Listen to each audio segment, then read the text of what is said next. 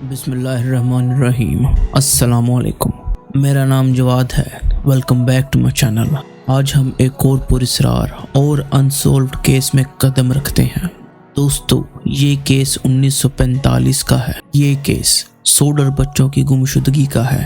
Christmas کی رات West Virginia میں سوڈر خاندان کے گھر میں آگ لگ گئی۔ جارج سوڈر اور جینی سوڈر اپنے 10 میں سے 9 بچوں کے ساتھ سو رہے تھے۔ 5 بچے لاپتہ ہو گئے۔ کرسمس کی رات 1945 میں ویسٹ ورجینیا میں سوڈر خاندان کے گھر میں آگ لگ گئی۔ جارج اور جینی سوڈر اپنے 10 میں سے 9 بچوں کے ساتھ سو رہے تھے جب آگ بھڑک گئی۔ اس رات کیا ہوا، اس نے امریکی تاریخ کے سب سے الجھے ہوئے اور حل نہ ہونے والے اسراروں کو جنم دیا۔ رات کے تقریباً 1 بجے جینی سوڈر دھوئیں کی بو سے جاگ اٹھی۔ انہوں نے فوراً اپنے شوہر جارج کو جگایا اور وہ 4 بچوں کے ساتھ جلتے ہوئے گھر سے باہر نکلنے میں کامیاب ہو گئے۔ تاہم 5 بچے مورس، مارتا، لوئس، جینی اور بیٹی اوپر کی منزل پر پھنس گئے۔ جارج نے انہیں بچانے کی بہت کوشش کی۔ انہوں نے ایک کھڑکی توڑی جس میں ان کا ہاتھ کٹ گیا، لیکن انہوں نے دیکھا کہ سیڑھی جو عام طور پر گھر کے ساتھ رکھی جاتی تھی غائب ہے۔ انہوں نے اپنے کوئلے کے ٹرک کو دوسری منزل تک چڑھنے کے لیے استعمال کرنے کی کوشش کی، لیکن وہ نہیں چلا، حالانکہ ایک دن پہلے تک وہ بالکل صحیح کام کر رہا تھا۔ کرسمس کی رات ہونے کی وجہ سے فائر بریگیڈ کے پہنچنے میں تاخیر ہوئی اور گھر 45 منٹ کے اندر راکھ میں تبدیل ہو گیا۔ سرکاری وضاحت یہ تھی کہ 5 بچے آگ میں ہلاک ہو گئے تھے، لیکن کوئی باقیات نہیں ملی۔ یہ بہت غیر معمولی تھا کیونکہ عام طور پر آگ ہڈیوں کو چھوڑ دیتی ہے۔ سوڈرز نے شبہ کرنا شروع کیا کہ کوئی سازش ہے جب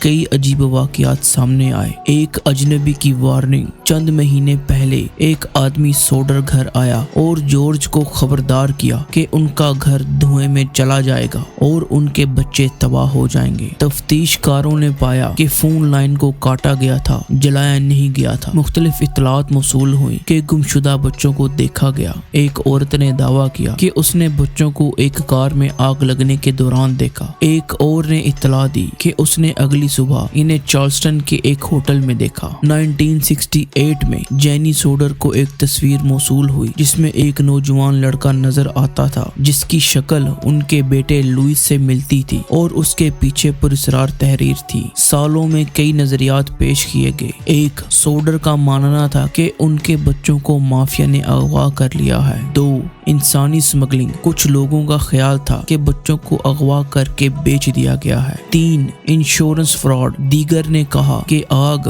انشورنس کمپنی کو دھوکہ دینے کے لیے لگائی گئی تھی۔ بے شمار تحقیقات اور $10,000 کے انعام کی پیشکش کے باوجود کوئی ٹھوس ثبوت نہیں ملا جس سے سوڈر بچوں کے قسمت کی وضاحت ہو سکے۔ کیس ابھی بھی کھلا ہے اور بچ جانے والے سوڈر بہن بھائی اور ان کی نسلیں جواب تلاش کرنے کی کوشش جاری رکھے ہوئے ہیں۔ اس کیس کی تفصیلات بیان کرنے والا ایک بل بورڈ 4 دہائیوں سے زیادہ عرصے تک فیٹول کے قریب روڈ 16 پر کھڑا رہا، جو خاندان کے نقصان اور ان کی بے حد جستجو کی یاد دہانی تھا۔ سوڈر بچوں کا اسرار ایک بھوت کی مانند معمہ ہے جو امریکی حل نہ ہونے والے جرائم کی کہانیوں میں گونجتا رہتا ہے۔ دوستو، میرا یہ واقعہ آپ کو کیسا لگا؟ کمنٹ باکس میں اپنی رائے کا اظہار ضرور کیجیے گا، اور اگر ایسے واقعات انسولوڈ کیسز سننے کا آپ شوق رکھتے ہیں تو میرے چینل کو ضرور سبسکرائب کیجیے۔ ویڈیو پسند آئے تو اسے لائک اور شیئر ضرور کیجیے گا۔ ملتا ہوں اگلے واقعے میں۔ السلام علیکم۔